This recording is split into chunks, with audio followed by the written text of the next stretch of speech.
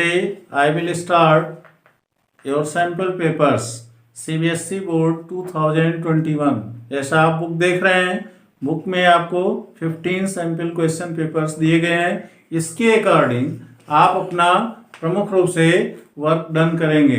कहने का मतलब वर्कआउट करने के लिए प्रमुख रूप से आपको इन बुक का हेल्प भी लेना पड़ता है, क्योंकि एग्जामिनेशन प्रिपरेशन के लिए आपके पास बहुत कम समय होता है। तो अभी से आप जब प्रिपरेशन करते रहेंगे तो आपका मॉडल पेपर्स बहुत अच्छी तरह से प्रिपेयर हो जाएगा। और मेरा विश्वास ये रहता है कि आफ्टर कंप्लीटिंग द सिलेबस या मोर देन 60% सिलेबस आपने कंप्लीट कर रखा है, तो फिर आपको मॉडल पेपर्स सॉल्व करना चाहिए। और मॉडल पेपर सॉल्व करने से आपको दो चीज़ों का फायदा होता है। एक तो आपका है time management.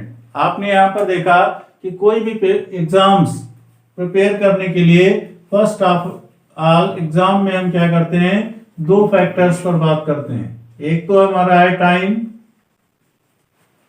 Time related management इसको बोलते हैं। तो टाइम मैनेजमेंट की बात यहाँ करते हैं। टाइम मैनेजमेंट का मतलब कि सभी बच्चों को 3 आवर्स 15 मिनट ही टाइम दिया जाता है, लेकिन एक बच्चा उसमें 100/100 मार्क्स स्कोर करता है और दूसरे बच्चे क्या करते हैं 40 और 50 मार्क्स में ही रह जाते हैं। तो इसका मतलब क्या होता है कि उस बच्चे ने मेहनत किया होगा, हो सकता है कि उसने टाइम मैनेजमेंट को ध्यान नहीं दिया, क्योंकि एटलीस्ट हमें 3 आवर्स 15 मिनट ही सीबीएसई ने टाइम प्रोवाइड किया है, जिसमें 15 minutes only for reading the papers, जिसमें आपको पैटर्न पता कर लेना रहता है कि ABCD 4 पैटर्न में आपके पेपर्स होते हैं। उनमें कौन सा पैटर्न हमें सबसे अच्छी तरह से रिवाइज है कि हम पेपर देखते ही क्वेश्चन समझ में आ रहा है, तो फर्स्ट ऑफ ऑल आपको उसी को करना चाहिए। क्योंकि आप देखते हैं कि जब आप बोर्ड की कॉपीज पाएंगे तो इस तरह से वहां क्लासिफाइड मार्क्स होते हैं। अब उन क्लासिफाइड मार्क्स में जैसे हमने कहा ये क्वेश्चन नंबर 1 है, क्वेश्चन नंबर 1 का ये parts, B parts, C parts, मान लीजिए आगे आपने D पार्ट्स दिया है, और इसके बाद लास्ट कॉलम इनका क्या होता है ऐड, माने इसका सम कितना होगा। अब यहां सपोज कीजिए कि आपने फर्स्ट क्वेश्चन से स्टार्ट किया, फर्स्ट क्वेश्चन का ये पार्ट्स आपको आ रहा है लेकिन B पार्ट नहीं आ रहा, तो आपको बिल्कुल परेशान होने की जरूरत नहीं है। फर्स्ट पार्ट जो 1 का आ रहा है, सपोज कीजिए कि फर्स्ट A पार्ट का आपका फर्स्ट आंसर सही है और सेकंड मुझे नहीं मालूम है, आप बिल्कुल छोड़ दीजिए, कोई दिक्कत नहीं है। C पार्ट आपको आ रहा है, C में मान लीजिए सेकंड पार्ट सही है, आपने रिपोर्ट कर दिया। D पार्ट में आपका फोर्थ पार्ट सही है, आपने रिपोर्ट कर दिया। अब आपको इससे चिंतित होने की जरूरत नहीं है कि आपने फर्स्ट सेकंड ना करके आपने थर्ड पार्ट किया है और फोर्थ पार्ट किया है। भाई जो तत्काल आ रहा था उसको आपने सॉल्व कर दिया, क्योंकि इसमें मान लीजिए आपका प्रत्येक में 1 मार्क्स है, तो 1 + 1 2, 2 + 1 3 मार्क्स एग्जामिनर आपको प्रोवाइड कर देगा। फिर नेक्स्ट टाइम में आप देखते हैं कि आपको हो सकता है सेकंड पार्ट भी आ जाए समझ में कि उसका क्या आंसर होगा, सुटेबल आंसर, तो लास्ट में भी आप रिपोर्ट कर सकते हैं, क्योंकि एग्जामिनर लास्ट में देखते समय कॉपी का इवेल्युएशन जो होता है वहां पर जैसे वो क्वेश्चंस पा जाएगा तो 3 + 1 4 मार्क्स आपको दे देगा। लेकिन अब कुछ बच्चे क्या करते हैं कि उसी सेकंड पार्ट के लिए अपना 10 से 15 मिनट का टाइम बर्बाद कर देते हैं। लास्ट में क्या रिपोर्ट करते हैं कि सर ने हमारी कॉपी छीन ली या मुझे समय कम दिया गया, तो that is the false statement. ये अच्छी बात नहीं है। यहाँ पर प्रमुख रूप से टाइम मैनेजमेंट को ध्यान में रखना चाहिए कि हमें 3 आवर्स 15 मिनट ही मिलना है। तो 3 आवर्स 15 मिनट में जाहिर सी बात है कि हमें वो पेपर्स कंप्लीट वे में सॉल्व कर देना है। इसी नाते एग्जामिनेशन टाइम में आपके पेरेंट्स भी आपको रिस्ट वॉच तो परमानेंटली अलाउड कर देते हैं कि आप वहां समय को जरूर देखिए। समय देखने का मतलब उसको भी 3 स्टेप्स में डिवाइड कर सकते हैं। जैसे फर्स्ट राउंड होता है, फर्स्ट राउंड में आप क्या करते हैं, पूरे पेपर्स को सॉल्व कीजिए। पूरे पेपर्स को सॉल्व करने का मतलब फर्स्ट स्टेज आप देखते जाइए, जो क्वेश्चंस आपको बिल्कुल लर्न हो उनको सॉल्व कर डालिए, और उनको सॉल्व करने में नॉट मोर देन 1 आवर्स का टाइम दीजिए। 1 घंटे से ज्यादा का समय आप कतई मत दीजिए। तो 1 घंटे में आपने एक राउंड देख लिया, जो क्वेश्चंस आपको सॉल्व हो रहे थे, जो बिल्कुल रटे हुए थे, लर्न था क्वेश्चन, उसको आपने 1 घंटे में सॉल्व कर लिया। अब आप क्या कीजिए कि सेकेंड राउंड जो है अपोजिट वे में चलिए, पेपर के लास्ट से आप उसको शुरू कीजिए कि कौन सा क्वेश्चंस हमें हो सकता है थिंकिंग टाइप ऑफ क्वेश्चंस हैं। तो सेकेंड राउंड में आप क्या करें, इसमें आप 1.5 आवर्स का टाइम ले सकते हैं। 1.5 आवर्स का भी टाइम अगर आप लेते हैं तो ये आपका सबसे क्यूरियस टाइम होता है। इसके बाद फिर आपके पास क्या होता है, जल्दबाजी होती है। जल्दबाजी में क्या करते हैं, थर्ड राउंड में आप एटलीस्ट क्या करते हैं, थर्ड राउंड जो इसका होता है वो केवल और केवल 20 मिनट का होता है। 20 मिनट का होने का मतलब आप ये सोच रहे होंगे सर ने लाया तो बिल्कुल लास्ट का टाइम कम कर दिया, ऐसा कुछ नहीं है। लास्ट में वही क्वेश्चन है जिसे कहा जाता है डू और डाई, करो या मरो। कि अगर वो आ रहा है तो क्वेश्चन उसको कर डालिए, थोड़ा सा कैलकुलेशन भी हो तो कैलकुलेशन भी कर लीजिए, नहीं आता है तो छोड़ो उसको, बिल्कुल परेशान नहीं हो। फर्स्ट और सेकेंड राउंड अगर आपने अच्छी तरह से कर लिया तो मेरा ये चैलेंज है कि मोर देन 80% मार्क्स आपको कोई रोक नहीं सकता, ये मेरा अपना दावा है। आप यहां देख रहे होंगे 1 आवर्स 1.5 आवर्स माने 2.5 आवर्स आपने यूज कर लिया।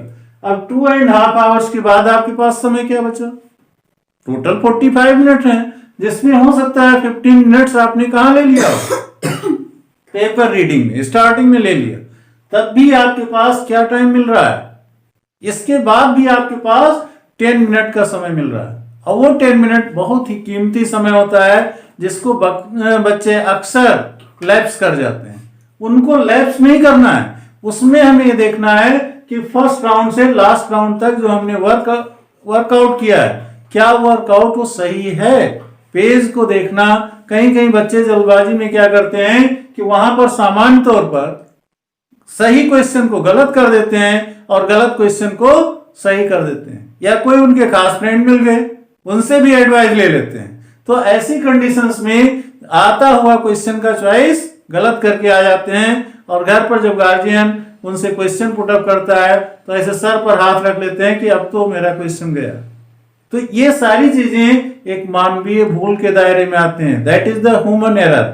हर आदमी से गलतियां होती हैं, मुझसे भी होती हैं, लेकिन आदमी किसे कहते हैं कि जो अपनी गलतियों को सुधार सके, नेक्स्ट टाइम वो गलती ना होने दे, उसे हम मानव कहते हैं। और जो बार बार उसी गलती पर रिपीट करता रहे, चाहे कितनी बार बताया जाए, वो सुने फिर वही गलती रिपीट करे, उसे क्या कहते हैं, एनिमल की श्रेणी में ले आते हैं। तो ऐसी कंडीशंस में पहली बात तो आपको मॉडल पेपर सॉल्व करने का एक बहुत ही अच्छा तरीका बता रहे हैं। इस तरीके से आप पेपर सॉल्व कीजिए। फर्स्ट 15 मिनट जो बोर्ड अलाउ करता है आप उसमें पेपर्स रीडिंग कर लीजिए, section A, section B, section C and section D. आप इसमें देखते हैं 4 टाइप के क्वेश्चंस आते हैं। उन 4 टाइप का क्वेश्चंस में क्या होता है, प्रमुख रूप से आपका मल्टीपल चॉइस क्वेश्चन, जिसको बच्चे शार्ट में बहुत ज्यादा पॉपुलरिटी बनाए, एमसीक्यूज। मल्टीपल चॉइस क्वेश्चंस में फर्स्ट ऑफ ऑल हम सभी पोर्शंस के देखते हैं। मल्टीपल चॉइस क्वेश्चंस हमारे आ रहे हैं तो तत्काल टिक लगा लीजिए, बिल्कुल उनको छोड़िए नहीं, तुरंत टिक लगाइए और तुरंत रिपोर्ट कर दीजिए कॉपी में। फिर नेक्स्ट आता है very short answer type question stage 1, जिसे 1 मार्क्स का क्वेश्चन कहते हैं। और इस क्वेश्चंस को भी आप नॉट मोर देन 2 लाइन, 1 से 2 लाइनों में ही आंसर रिपोर्ट करना होता है। तो जो क्वेश्चंस आ रहे हैं तत्काल उनको very short answer type question solve कर लीजिए। और सेकेंड स्टेज आप very short answer type questions का 2 मार्क्स का क्वेश्चन होता है। फिर उसके बाद आप उसको स्टार्ट कीजिए। जो क्वेश्चंस आ रहे हैं वो सभी फर्स्ट राउंड में आप चल रहे हैं। फर्स्ट राउंड में आप उनको क्या कीजिए, सेकंड लेवल का क्वेश्चन सॉल्व कीजिए, और सेकंड लेवल का क्वेश्चन सॉल्व हो जाने के बाद फिर आप शॉर्ट आंसर टाइप क्वेश्चन में एंट्री कीजिए, जहां आपके 4 मार्क्स के क्वेश्चन होते हैं। अब वहां 4 मार्क्स के क्वेश्चन में जाहिर सी बात है कि आपको टाइम टेकिंग होगा।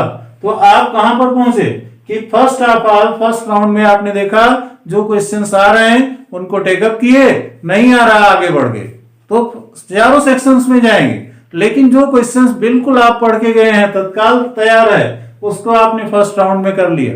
सेकेंड राउंड में थिंकर क्वेश्चंस होते हैं, सोच विचार करके करना और बार बार उनको जरूरत पड़ने पर कैलकुलेशन करना, या आपकी जो कॉन्फिडेंस क्लियर नहीं है रफ वर्क करना, और एटलीस्ट उसी लिए 1.5 आवर्स का टाइम दिया गया कि यहाँ पर मुख्य रूप से आपको उन्हीं क्वेश्चंस पर ध्यान देना है जो आपको पूर्णतया कॉन्फिडेंस में नहीं है, चाहे वो very short answer type questions हो, मल्टीपल चॉइस क्वेश्चंस हो, या फिर शॉर्ट आंसर टाइप क्वेश्चंस हो। और लॉन्ग स्टेज जो होते हैं उसी में छुपे होते हैं। लॉन्ग स्टेज के क्वेश्चंस को सबसे लास्ट में टेकअप करना चाहिए, क्योंकि वो टाइम टेकिंग क्वेश्चंस होते हैं, जिसे एग्जामिनर भी सोचता है कि 100% क्वेश्चन ये सॉल्व नहीं होंगे।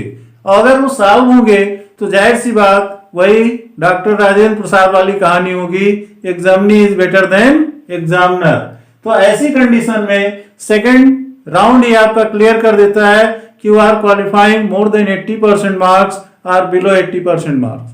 थर्ड कंडीशन आती है थर्ड राउंड की, जिसमें आपको सामान्य तौर पर 20 मिनट्स का समय दिया गया। इस 20 मिनट्स में डू और डाई वाला कंडीशंस फॉलो कीजिए।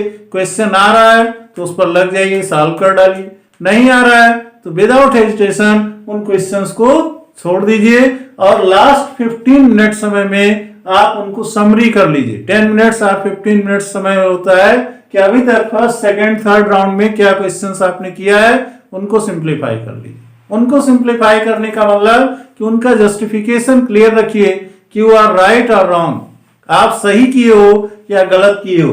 तो अब हम